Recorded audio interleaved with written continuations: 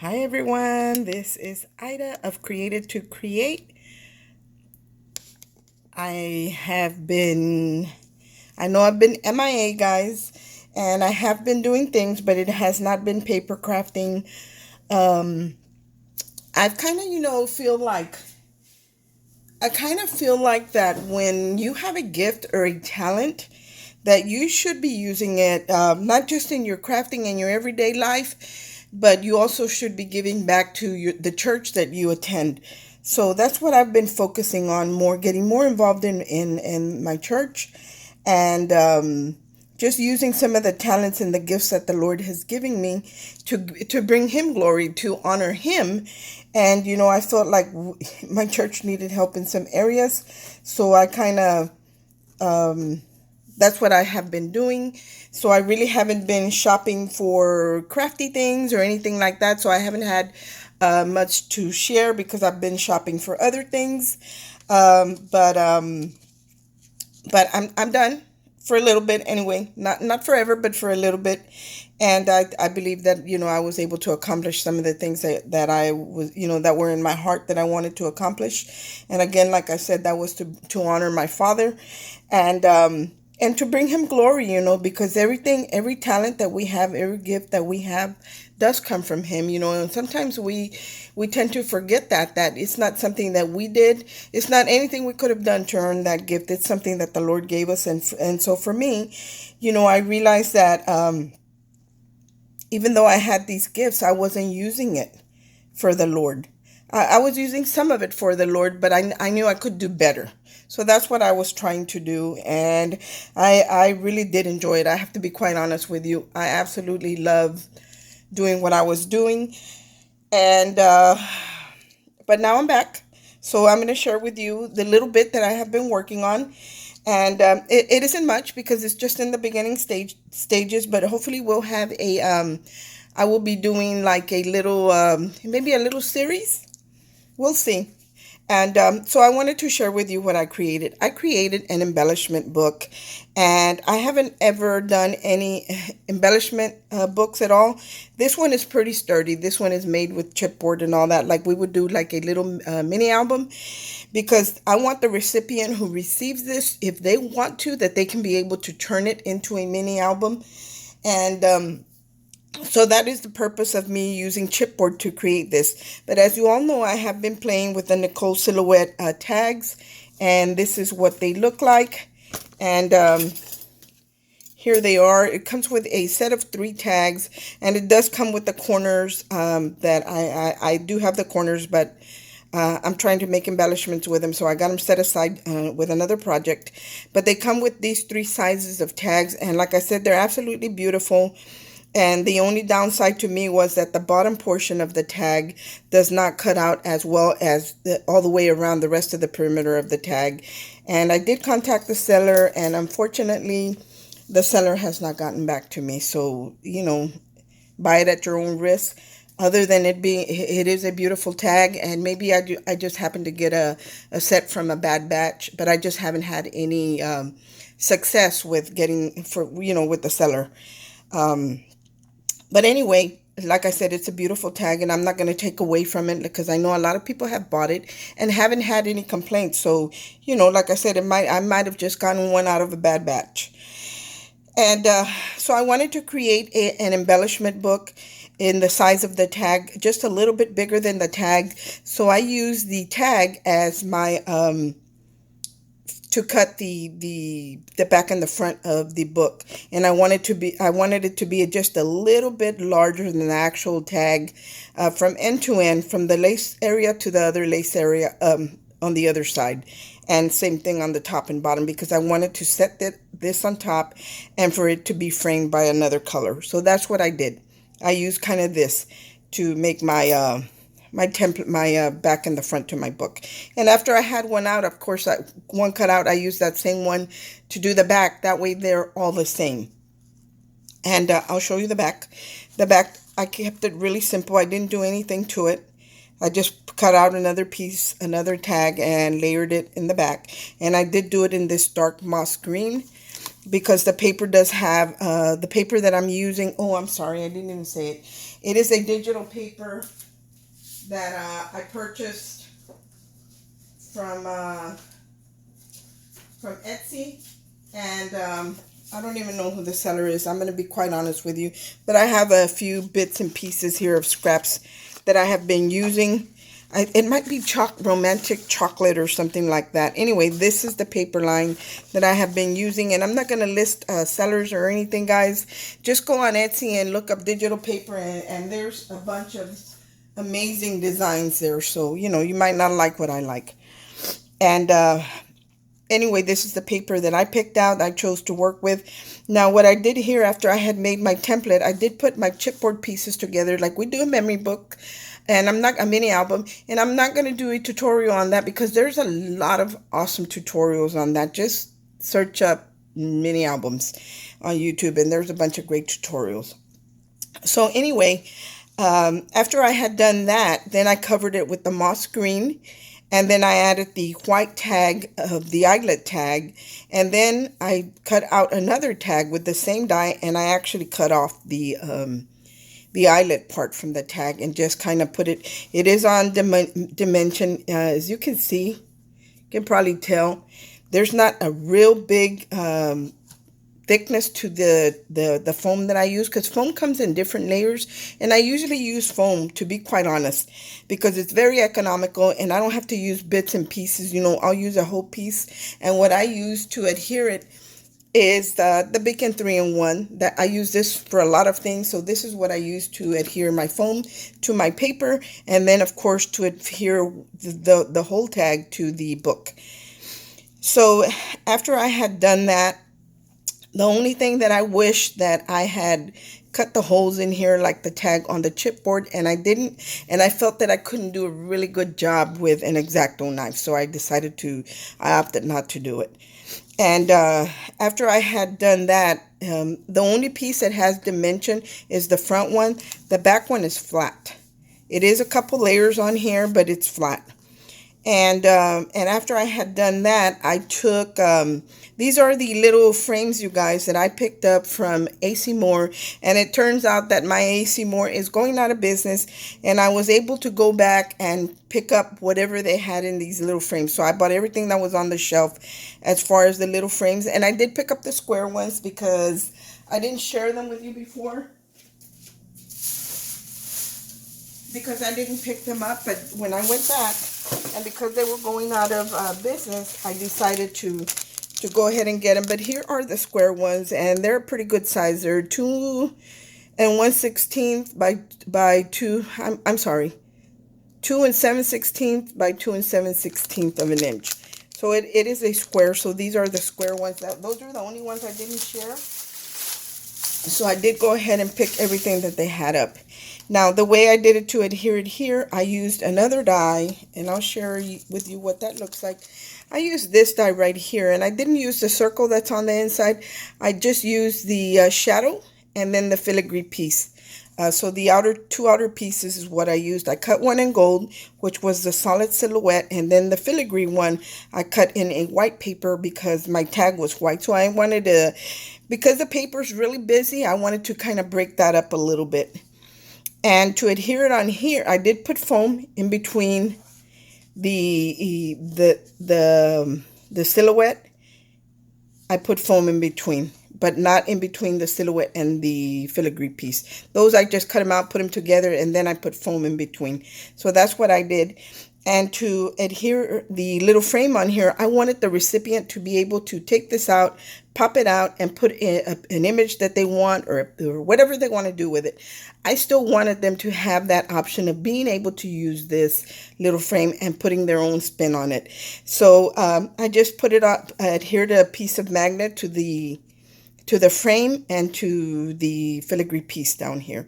So that's what it looks like. I wish I had cleaned it up a little bit, because I can see the glue, but once you put the frame on there, you don't see anything.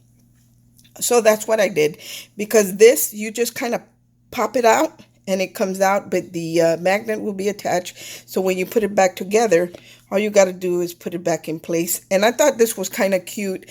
I did see somebody that they did some type of embellishment book, and they titled it something about embellishments.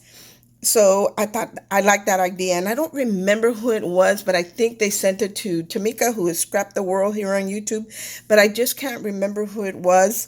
So on mine, I decided to name mine the Embellishment Handbook, even though it's not a tutorial or anything. I just wanted to do like a cute little title. And then these flowers here, I picked them up a while back at AC Moore, and they didn't have any more. I would have wiped the shelves clean if they had. They didn't. But I've been kind of hoarding these for a while, and I went ahead and added them to on the bottom of the frame and some of the leaves, because these leaves were in the box as well. Now, the beauty of this, that whoever receives it, I want this to stand up like a tag, like this. So when somebody's displaying it, it's like a tag. But let's say you wanted to make this into a mini album. The beauty of this is that you can turn this sideways and it still looks cute like that. Because of the magnet, you have the option to turn it either way.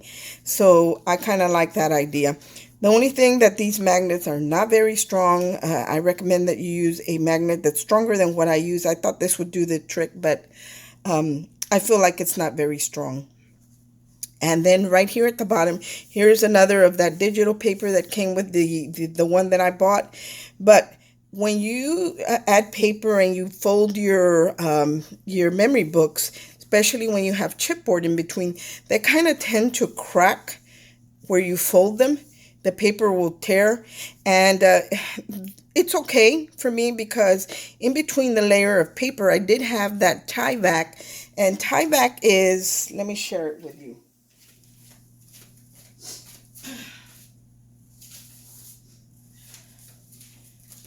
Tie back is this envelope that comes from the post office, and you can't tear this. It's very hard to tear. So I know they do sell it, but I had one where somebody had sent me something. You can I used one. I didn't go and get a new one or anything. I just kind of saved one that I got in the mail. So that's what I used, and I layered it in between the paper and the chipboard. So when I folded it, and if my designer paper cracked, the cover was not going to fall apart because there's tie back in between holding it together. Now that being said, once it cracked, I needed to camouflage it, and the best way to do that was to use this little lace, because this lace gives a little bit, so when I open it, it will stretch and it will shrink back. So that's why I kind of camouflaged it with these little strips of lace right here. And that's the only reason I did it. If it hadn't have cracked or anything, once I did and once I didn't, I wouldn't have added anything. I would have left it as is. But I know that even books, they tend to crack. So I know that can't be avoided. So anyway, that is what I created. And then I'm going to show you the pockets. Now, to create my book, and let me tell you one thing, because it's so bulky down here, I can't lay this flat. If I wanted it to open it flat, I would have to pick it up. So then it would go flat. So just kind of keep that in mind. If you have a lot of bulk right here, your book is not going to open flat. Maybe if the bulk would have been up here, it would have opened a little bit more. But I'm okay with it, because it's not really made to lay flat. It's more for you to, kind of display.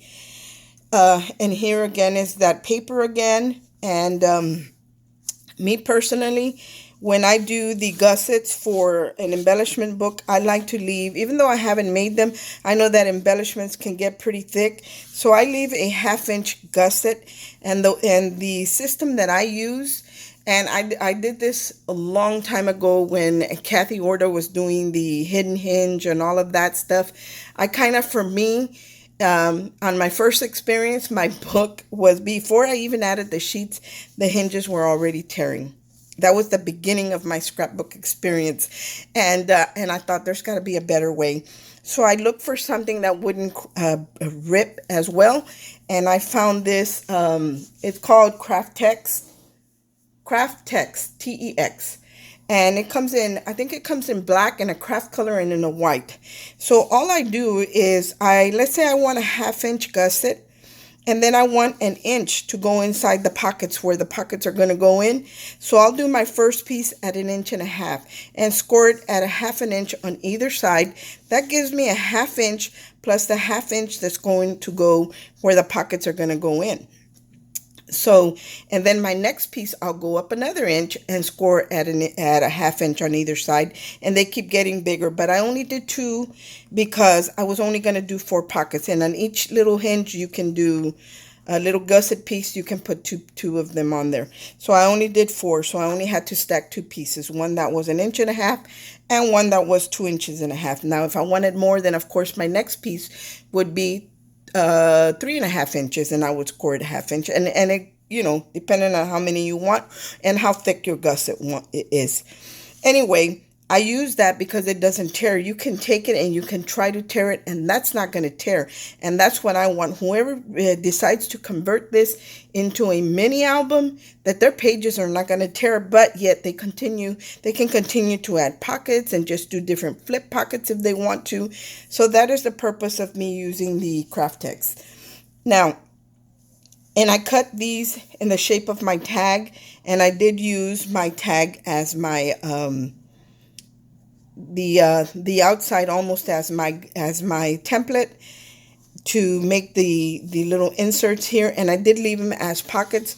So actually you can put, if I wanted to put something in here, whether it be bling or a die or whatever, it does have a pocket that can be filled. So these are all pockets. And I'm just going to flip a little bit through it so you can see some of the paper. Here's another one of those papers. And then here's the other side of it. And I did use one whole sheet just about for each little pocket. And then here's another one I thought was really pretty. The only embellishment that I have made so far are these bows. And I made these bows using the matching die set. And these are the matching dies to the tags. These match with the tags. They're both, these are eyelet bows and these are eyelet tags. So I used the largest one, and I cut a couple layers. I cut it out once in the designer paper that was a lighter color. And then I cut it out again, but with a different bow die, because I didn't want it to cut out the little eyelet pieces. I used this die right here because I wanted a solid piece, and all I did was trim off the edges, and I layered that on top of that in the designer paper, and of course added some satin ribbon and these little buckles or sliders. And that's the only embellishment I have so far in here. It's not even complete. I still have to make the smaller ones. These are the larger ones, and I did buy the smaller ones. They're beautiful dies. And then here's another one of the papers, and then the stripe one. And now I had the same issue here where it would kind of buckle, and this is not my best work, to be quite honest. It's not very straight, but I think I think what I'm going to do is I'm going to add a pocket and just cover that up. Again, right here, it didn't tear, but when you would fold it, the paper would buckle up. You see this little line right here? It would kind of bunch up, and I didn't like that. I don't know how they do it, that theirs doesn't do that. Mine did it, and I don't like that. So I'm probably going to add a pocket here to cover this, because I don't like it. It looks messy to me. But anyway, this is what I created. I hope that you like it. And again, I am going to be working on some different embellishments to go in this book.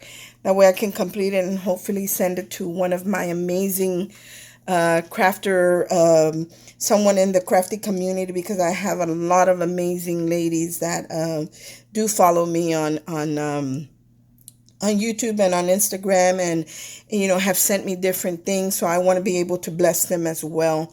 So that's why I'm working on this, and maybe you can follow along with me, and hopefully we'll create something amazing. My mind hasn't been working like it normally does because I've been focused on other things.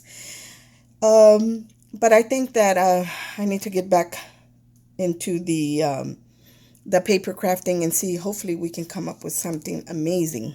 Anyway, guys, thanks for watching, and I hope that you like what I created, and I really like it. So hopefully you'll like it too.